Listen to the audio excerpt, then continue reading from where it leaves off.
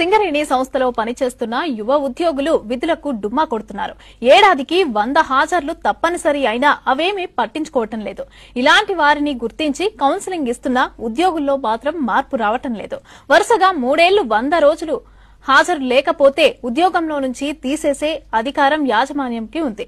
దీంతో డ్యూటీకి డుమ్మా కొట్టే వాళ్లపై చర్యలు తీసుకునేందుకు సిద్దమైంది. సింగరేణి సంస్థల్లో పనిచేస్తున్న యువ ఉద్యోగుల్లో మార్పు కనపడటం లేదు. తరచూ డ్యూటీలకు డుమ్మా కొట్టే వాళ్ల సంఖ్య పెరగడంతో ఇలాంటి వాళ్లపై ఫోకస్ చేసింది సింగరేణి యాజమాన్యం. సింగరేణిలో దాదాపు 2168 మంది డ్యూటీలకు సక్రమంగా హాజరు కావట్లేదని గుర్తించారు. వీరందరికీ ఇప్పటికే నోటీసులు కూడా ఇచ్చారు. ప్రతి ఉద్యోగి ఏడాదికి కనీసం 100 హాజర్లు ఉండాలని రూల్ ఉంది. ఇలా 3 ఏళ్ల పాటు 100 హాజర్లు లేకపోతే వాళ్లను తీసేసే అధికారం యాజమాన్యానికి ఉంది. ఉద్యోగులలో హాజరు తక్కువ ఉన్న వారిని గుర్తించి వారిని కౌన్సిలింగ్కు పిలిచి గుర్తింపు సంఘం నాయకులతోనూ వారి యొక్క తల్లిదండ్రులు కానీ ఫ్యామిలీ మెంబర్స్ అందరు కానీ పిలిచి కౌన్సిలింగ్ ఇచ్చి వారి యొక్క సలహాలు సూచనలు తీసుకుని వారిని సరి చేసుకోవడం అనేది నడుస్తున్నది.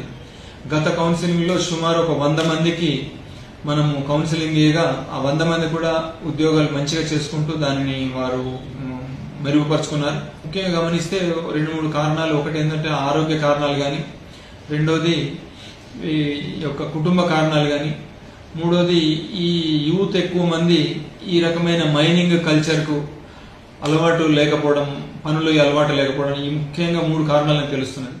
ఒక్క రామగుండం డివిజన్లోనే RG 1, 2, 3 డివిజన్లలో దాదాపు 509 మంది డ్యూటీలు ఎగ్గొడుతున్నారు.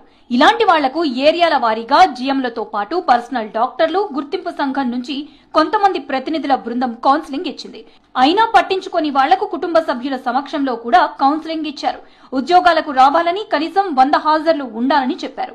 అయినా ఉద్యోగుల నుంచి అనుకున్నంత రెస్పాన్స్ రాకపోవడంతో యాజమాన్యం కూడా ఆలోచనలో పడింది.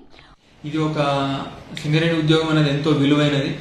వివిధ కారణాల వల్ల ఏదైనా అబ్సెంట్ చేస్తున్న వాళ్ళకు వాళ్ళు వచ్చి వారి యొక్క గనిని మేనేజర్ని కానీ, వెల్ఫేర్ ఆఫీసర్ కానీ, జిఎం ఆఫీసర్ కానీ సంప్రదించినట్టయితే వారి యొక్క సమస్యలకు పరిష్కారం చేసి కంపెనీ వారితోనే ఉండి వారు పూర్తిగా మంచిగా డ్యూటీ చేసుకోవడానికి కావాల్సిన సహాయం కంపెనీ అందిస్తుంది. దీన్ని వినియోగించకుండా ఇట్లా పోయినట్టయితే ఉద్యోగాలు పోయిన సందర్భాలు కూడా ఉన్నాయి. తర్వాత మనం ఏం మాత్రం సహాయం చేయలేదు. కాబట్టి ఇదే ఆఖరి పిలుపుగా భావించి వారి యొక్క కుటుంబాలను కాపాడుకోవాల్సిందిగా. ఉద్యోగాలకు హాజరు కాని వాళ్లలో ఎక్కువ మంది యువ ఉద్యోగులే ఉంటున్నారు. ఇందులో కొంతమంది గనుల్లోకి దిగడానికి ఇంట్రెస్ట్ గా లేరు. ఇంకొంతమంది అయితే గనుల్లో దిగాలంటే భయపడుతున్నారు. గనుల బయట పనిచేసేందుకు అవకాశం ఇవ్వాలని ఒత్తిడి చేస్తున్నారు. ఇందుకోసం ఎవరి స్థాయిలో వాళ్లు పైరవీలు కూడా చేసుకుంటున్నారు. ఇటీవల ఉద్యోగాల్లో చేరిన వాళ్లలో ఎక్కువ ఉన్నత విద్య చదివిన వాళ్లు కావడంతో కష్టమైన పని చేయలేకపోతున్నారని అధికారులు అంటున్నారు.